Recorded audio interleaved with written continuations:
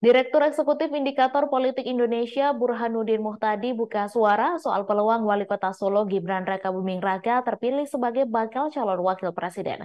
Saat ini nama Gibran santer dikabarkan akan menjadi pendamping Prabowo Subianto sebagai bakal calon presiden dari Koalisi Indonesia Maju di Pilpres 2024 mendatang. Namun apabila ingin menunjuk nama Gibran Rakabuming Raka menjadi bacawa pres, Koalisi Indonesia Maju harus menunggu keputusan MK soal batas usia capres-cawapres terlebih dahulu. Dikutip dari laman MK, ada 7 putusan terkait permohonan uji material aturan batas usia capres-cawapres yang akan diumumkan. Satu di antaranya permohonan uji material yang dilayangkan Ketua DPP Partai Solidaritas Indonesia, Dede Prayudi. Adapun inti dari gugatan PSI yaitu meminta agar syarat usia capres-cawapres diturunkan menjadi 35 tahun. Putusan tersebut bakal dibacakan oleh Hakim MK pada Senin 16 Oktober mendatang. Jika pada akhirnya gugatan itu dikabulkan oleh MK, Burhanuddin mengaku ragu keputusan tersebut bisa serta-merta membuat Gibran menjadi bacawa pres. Ia menilai ada 2 hal yang akan mempengaruhi kans Gibran untuk maju sebagai cawapres. Di sini Jokowi akan memainkan peran penting soal apakah dirinya mengizinkan atau tidak anaknya maju di kontestasi Pilpres 2024 bersama Prabowo.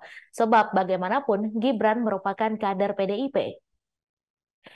Jika pada akhirnya pria berusia 36 tahun itu menyeberang ke kubu Prabowo, itu bisa membuat hubungan keluarga Jokowi dengan partai yang dipimpin oleh Megawati Soekarno Putri memanas.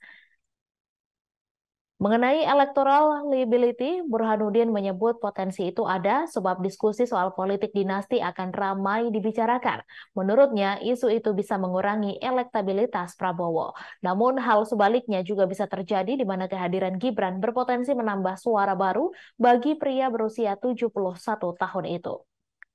Untuk mencari jawaban mengenai permasalahan itu, Burhanuddin mengatakan perlu ada pembuktian secara empiris.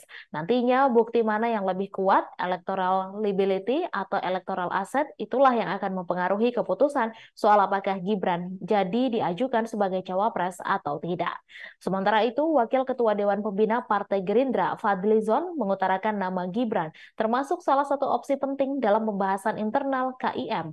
Itu karena Gibran kerap diusulkan beberapa pihak di koalisi, termasuk juga organisasi lainnya untuk menjadi cawapres. Lalu Ketua Umum Partai Golkar Erlangga Hartarto juga merespons kabar soal Gibran menjadi kandidat kuat cawapres pendamping Prabowo Subianto. Erlangga menegaskan pihaknya masih menanti putusan MK terkait gugatan uji materi batas usia capres-cawapres. Dalam kesempatan tersebut, Erlangga juga menjelaskan soal rapat para sekretaris jenderal Parpol anggota KIM Koalisi Pendukung Prabowo pada Senin 9 Oktober. Menurutnya, rapat itu membahas soal program, lalu visi dan misi Baca Pres.